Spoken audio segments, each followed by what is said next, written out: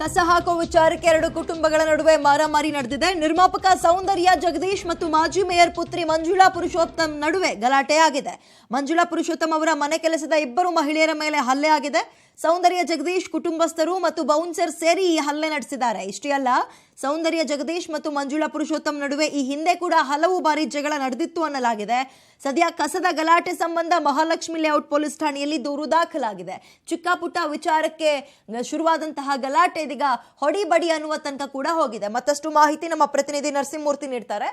Good morning Narasimhamurthy. ಯಾವುದೋ ಚಿಕ್ಕ ಪುಟ್ಟ ಗಲಾಟೆ ಅನ್ಕೊಂಡ್ರೆ ಇದು ವಿಪರೀತಕ್ಕೆ ಹೋಗೋ ರೀತಿ ಕಾಣಿಸ್ತಾ ಇದೆ ಅಲ್ವಾ? ವೆರಿ ಗುಡ್ ಮಾರ್ನಿಂಗ್ ವಿದ್ಯಾ. ನಿನ್ನೆ ಸಂಜೆ ವೇಳೆ ಮಂಜುಳಾ ಪುರುಷೋತ್ತಮ್ ಅವರ ಮನೆಯ ಕೆಲಸಗಾರರು ಮನೆಯ ಹೊರಭಾಗದಲ್ಲಿ ಬಂದು ಕಸವನ್ನು ಗುಡಿಸೋ ಕೆಲಸವನ್ನು ಮಾಡ್ತಿರ್ತಾರೆ. ಆ ಸಂದರ್ಭದಲ್ಲಿ ಎದುರು ಮನೆಯ ಸೌಂದರ್ಯ ಜಗದೀಶ್ ಏನಿದ್ದಾರೆ ಅವ್ರ ಮನೆಯ ಬೌನ್ಸರ್ಗಳಿರ್ತಾರೆ.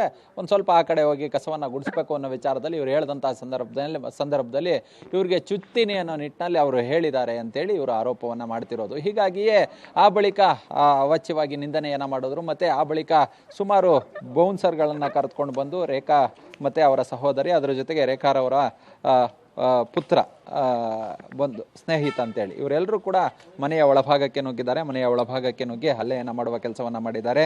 ತಾಯಮ್ಮ ಮತ್ತು ಅನುರಾಧ ಅಂತೇಳಿ ಆ ಇಬ್ಬರ ಮೇಲೂ ಕೂಡ ಹಲ್ಲೆಯನ್ನು ನಡೆಸೋ ಕೆಲಸವನ್ನು ಮಾಡಿದ್ದಾರೆ. ಮತ್ತು ಅವರಿಗೆ ಬಟ್ಟೆಯನ್ನು ಹರಿದಿದ್ದಾರೆ. ಅದರ ಜೊತೆಗೆ ಈಗಾಗಲೇ 354 IPC ಸೆಕ್ಷನ್ 354 ನಡಿ ಪ್ರಕರಣ ಕೂಡ ದಾಖಲಾಗಿದೆ. ನೋಡಿ, ಇದೇ ಭಾಗದಲ್ಲಿ ಈ ಒಳಭಾಗಕ್ಕೆ ನುಗ್ಗಿ ಹಲ್ಲೆಯನ್ನು ನಡೆಸಿರೋದು. ಮತ್ತು ಅವರು ಸಹಾಯಕ್ಕೆ ಮತ್ತು ಮನೆಯಲ್ಲಿ ಯಾರೂ ಇರಲಿಲ್ಲ ಮನೆಯವರು ಅನ್ನೋ ನಿಟ್ಟಿನಲ್ಲಿ ಹೇಳ್ತಿದ್ದಾರೆ.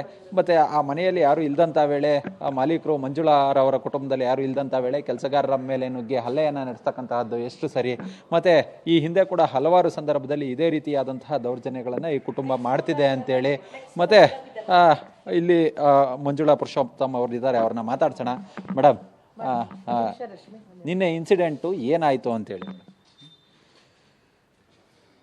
ನಮಸ್ಕಾರ. ನೋಡಿ, ನನ್ನ ನೇಬರ್ ಆದಂಥ ಸೌಂದರ್ಯ ಜಗದೀಶ್ ಅವರ ಮಗ ಸ್ನೇಹಿತ್ ಜಗದೀಶ್ ಒಂದು ಕಸ ಗುಡಿಸುವ ಪ್ರಕರಣ ಇಟ್ಕೊಂಡು ಮನೇಲಿ ಒಂದು ಕೆಲಸದ ಹೆಂಗಸು ಧೂಳು ಬಂದ್ಬಿಡ್ತು ಅವನ ಮೇಲೆ ಅಂತ ಅವಳು ಹಂಗೂ ಮುಂದಕ್ಕೆ ಹೋಗಿ ನಾನು ಕಸ ಗುಡಿಸ್ತಾ ಇದ್ದೀನಿ ಅಂದರು. ಹೋಗದೆ ದಾಂಡಿಗರು, ರೌಡಿಗಳು, ಬೌನ್ಸರ್ಸ್ಗಳನ್ನ ಇಟ್ಕೊಂಡು ಅವಳಿಗೇನೋ ಏಕವಚನದಲ್ಲಿ ಮಾತಾಡಿ ಕೆಟ್ಟ ಪದಗಳನ್ನ ಉಪಯೋಗಿಸಿ ಅಸಭ್ಯವಾದ ಭಾಷೆನ ಮಾಡಿ ಸಾಯಿಸ್ತೀನಿ, ಹೊಡಿತೀನಿ ಅಂತಂದು, ಚುಚ್ತೀನಿ ಅಂತೆಲ್ಲ ಅಂದು ಅವಳು ನೋಡೋಣ ಹೊಡಿ ಅಂತಂದು ಒಂದು ವಾತಾವರಣಕ್ಕೆ ಕ್ರಿಯೇಟ್ ಮಾಡ್ಕೊಂಡು ಆಮೇಲೆ ಹುಡುಗಿ ಒಳಗಡೆ ಓಡಿ ಬಂದು ಬಾಗಿಲು ಹಾಕ್ಕೊಂಡು ಒಳಗೆ ಬಂದರೆ ಒಂದು 7 ಜನ ಮನೆ ಒಳಗಡೆ ಬಂದು ನಮ್ಮ ಮನೆ ಒಳಗಡೆ ಕೆಲಸದವರ ಕ್ವಾರ್ಟರ್ಸ್ ಹತ್ರ ಬಂದು ಆ ಹೆಣ್ಮಗುಗೆ ಜುಟ್ಟಿಡಿದು ಒಡೆದು ಅವ್ರ ತಾಯಿಗೆ ಕೆನ್ನೆಗೊಡೆದು ಎದೆ ಮೇಲೆ ಕೈ ಹಾಕಿ ಅವಳು ಪ್ರೈವೇಟ್ ಪಾರ್ಟ್ಗಳದ್ದು ಆ ಥರ ಎಲ್ಲ ಬಟ್ಟೆ ಹರಿದು ಗಾಯಗಳು ಮಾಡಿ ಮೂಗೇಟುಗಳನ್ನು ಮಾಡಿ ಎಲ್ಲ ಅವಳಿಗೆ ನೋವು ಕೊಟ್ಟು ಮಾನಸಿಕವಾಗಿ ಅವಳಿಗೆ ತೊಂದರೆ ಕೊಟ್ಟಿದ್ದಾರೆ. ನಾನು ಇದನ್ನು ತುಂಬ ಮನಸಾರ ಖಂಡಿಸ್ತಾ ಇದ್ದೀನಿ. ನಾನೇ ಒಂದು ಮಹಿಳೆಯಾಗಿ ನನ್ನ ಮನೆಯಲ್ಲೇ ನಾನು ರಕ್ಷಣೆ ಕೊಡೋಕ್ಕಾಗಿಲ್ಲ. ನನ್ನ ಮನೆ ಕೆಲಸದವ್ರಿಗೆ ಈ ಥರ ಆಗಿರೋದ್ರ ಬಗ್ಗೆ ನಂಗೆ ತುಂಬ ನೋವಿದೆ. ಪೊಲೀಸ್ಗೆ ನಾನು ಒಂದು FIR ಮಾಡಿದ್ದೀನಿ. ನಿನ್ನೆ ಆ ಸೌಂದರ್ಯ ಜಗದೀಶ್ ಅವರ ಕುಟುಂಬದವರು ಯಾರ್ಯಾರು ಮನೆ ಒಳಗೆ ಬಂದಿದ್ರು, ಯಾರ್ಯಾರು ಅತಿಕ್ರಮವನ್ನು ಪ್ರವೇಶವನ್ನು ಮಾಡಿದ್ರು? ನೋಡಿ, ಅದು ವಿಡಿಯೋ ಕ್ಲಿಪ್ಪಿಂಗಲ್ಲಿ ಅದನ್ನಾಗಲೇ ನಾನು ಕೊಟ್ಬಿಟ್ಟಿದ್ದೀನಿ. ಆ ಕ್ಲಿಪ್ಪಿಂಗಲ್ಲಿ ತಮಗೆ ಕಾಣುತ್ತೆ. ಬೌನ್ಸರ್ಸ್ ಇದ್ದಾರೆ ಹಲವಾರು ಜನ. ಅದರೊಳಗಡೆ ಸ್ನೇಹಿತ್ ಜಗದೀಶ್ ಇದ್ದಾನೆ. ಮತ್ತು ಸ್ನೇಹಿತ ಅವ್ರ ತಾಯಿಯೂ ಕೂಡ ಬಂದಿದ್ದಾರೆ, ಅವ್ರ ದೊಡ್ಡಮ್ಮ ಬಂದಿದ್ದಾರೆ, ಅವ್ರ ದೊಡ್ಡಮ್ಮನೂ ಹೊಡೆದಿದ್ದಾರೆ, ಮನೇಲಿರೋ ಕೆಲಸದವಳು ಹೊಡೆದಿದ್ದಾಳೆ. ಬೌನ್ಸರ್ಸ್ ಹೊಡೆಯೋದಲ್ಲದೆ ಇಷ್ಟು ಜನಗಳು ಸೇರ್ಕೊಂಡು ಹೊಡೆದಿದ್ದಾರೆ.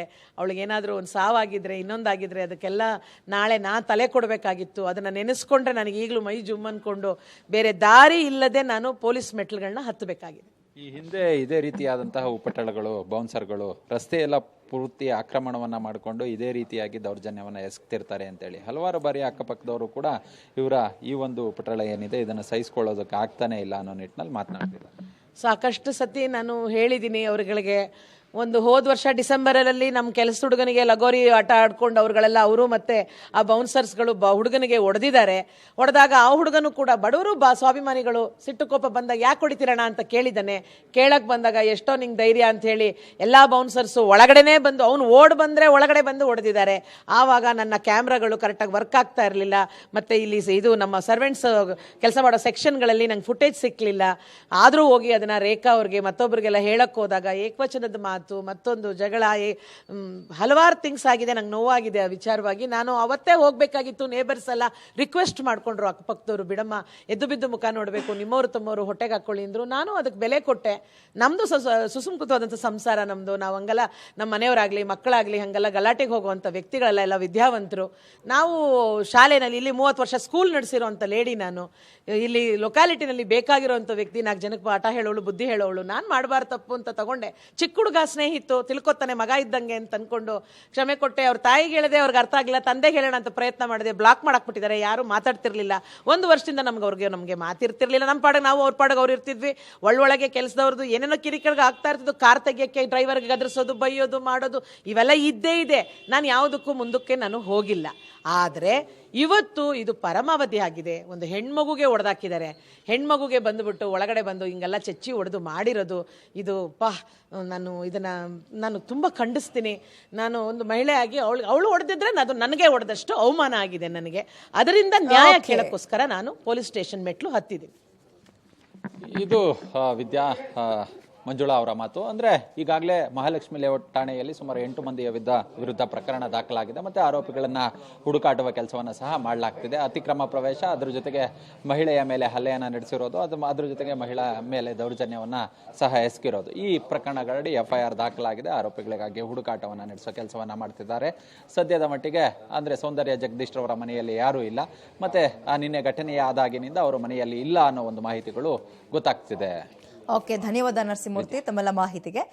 ಅದು ಯಾವುದೇ ಚಿಕ್ಕ ಪುಟ್ಟ ಜಗಳಗಳೇ ಆಗಲಿ, ಪ್ರತಿನಿತ್ಯ ಒಬ್ರು ಮುಖ ನೋಡ್ಕೊಂಡು ಒಬ್ರು ಇರಬೇಕು ಅನ್ನುವಂತಹ ವಿಚಾರಕ್ಕೆ ಇಲ್ಲಿ ತನಕ ಸಹಿಸ್ಕೊಂಡು ಬಂದ್ರಂತೆ, ಅದೆಲ್ಲವೂ ಮುಗಿಲಿ.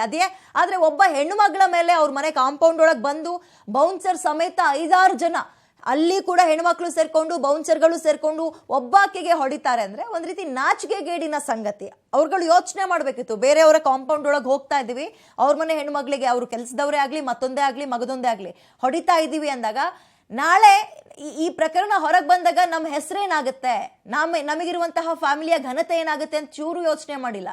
ಏಕಾಏಕಿ ಬಂದು ಹೊಡೆದು ಹೋಗಿದ್ದಾರೆ.